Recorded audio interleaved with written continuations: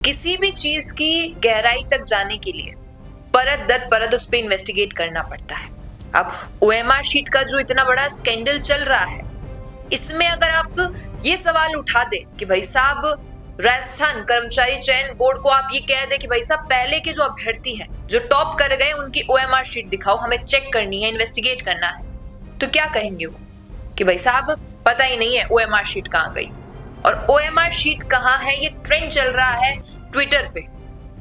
क्यों ट्रेंड चल रहा है?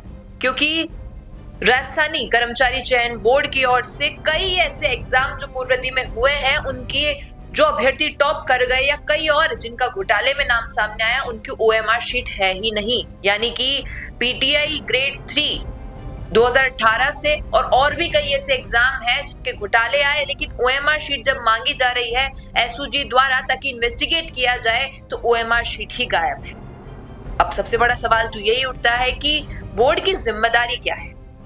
एग्जाम का जो पूरा प्रोसीजर है, अभ्यर्थियों के एग्जाम सेंटर, वहां की पूरी इन्वेस्टिगेशन, एग्जाम सेट करने से लेके एग्जाम को एकदम जो पेपर्स है उनको एकदम सुरक्षित वहां पहुंचाना, किसी भी प्रकार की कोई ऐसी गुंजाइश नहीं रखना जिससे कोई उन पर उंगली उठा सके। लेकिन उन्होंने तो एकदम पीछे से खोखला कर दिया इस बोर्ड को, ओएमआर शीट ही गायब कर दी। अब सबसे बड़ा सवाल इसलिए ही बार बार उठ रहा है कि अगर कोई इन्वेस्टिगेट करने भी आता है, एसओजी अगर आपसे ओएमआर शीट भी मांग लेती है तो आप उसका जवाब क्या देंगे? उसका कोई जवाब नहीं है बोर्ड के पास, कोई भी स्पष्टीकरण नहीं है कि शीट्स कहाँ गई, क्या हुआ उनके साथ, कुछ भी नहीं, किसी को नहीं पता है। और इसको लेके जो ट्रेंड चल रहा है उसी में से कुछ चीजें आपको पढ़कर बता देते हैं। एसओजी ने बोर्ड से पीटीआई ग्रेड 3 2018 और कुछ और एग्जाम्स हैं जिनकी ओएमआर शीट्स मांगी थी, क्योंकि पेपर लीक या अनियमितता की जांच चल रही थी। लेकिन क्या हुआ? नहीं है उनके पास जवाब। बोर्ड ने जवाब दिया कि शीट्स दिखाने से बोर्ड ने ना तो कोई जवाब दिया और ना ही शीट्स दिखाने के लिए हामी भरी। खास करके कुछ 42 उम्मीदवार हैं जिनकी ओएमआर शीट्स गायब बताई जा रही है।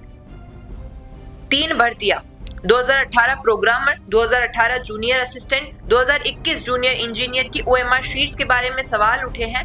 बोर्ड का कहना है कि कुछ शीट्स पुरानी हो गई और डिस्ट्रॉय कर दी गई, लेकिन एसओजी को संतोषजनक जवाब नहीं मिला। यानी कि तो वही हाल हो गया कि कॉलेज के लिए असाइनमेंट्स प्रिपेयर करते हैं छात्र छात्राएं और बाद में देखते हैं अपनी आंखों के आगे कि भाई रद्दी में जा रहे हैं, क्या मतलब निकला। लेकिन वो तो चलो असाइनमेंट की बारी हो गई, चेक होने के बाद नंबर दे दिए। लेकिन यहाँ पे सवाल खड़ा होता है सरकारी नौकरी का, कुछ ऐसे पदों का जिनके लिए लाखों अभ्यर्थी तैयारी कर रहे हैं, कुछ को पद मिल रहा है, कुछ का सिलेक्शन हो रहा है, और जब इन्वेस्टिगेशन की बारी आई तो आप ये कह रहे हैं कि पुरानी हो गई। लाइब्रेरीज में सालों पुराने इतिहास और वेद रखे हुए हैं, उसी हालत में इनको सजो के रखा हुआ है ताकि उनको तो हमें प्राचीन दिखाने के लिए रखा हुआ है, लेकिन यहाँ पे जरूरत थी तो कागज कितने पुराने हो गए। 2018 ज्यादा से ज्यादा कितना ही पुराना हुआ है, 6 या 7 साल का मार्जिन है। 6 या 7 साल में कौन से अखबार हैं इतने पुराने हो रहे हैं जिनको आप डिस्ट्रॉय कर रहे हैं। आरोप है कि बोर्ड में भ्रष्टाचार है और ओएमआर शीट्स बेच दी गई या गायब कर दी गई ताकि अनियमितताएं छिपाई जा सके। एसओजी ने पत्र लिखा था 27 जनवरी 2025 को, लेकिन यानी आप देख लीजिए 1 साल, ऑलमोस्ट 1 साल होने आया है और एसओजी हर महीने ये पत्र लिख रहा है कि हमें ओएमआर शीट चाहिए, हमें इन्वेस्टिगेशन करनी है, लेकिन बोर्ड के पास कोई भी संतुष्ट वाला जवाब है ही नहीं। और जिस प्रकार से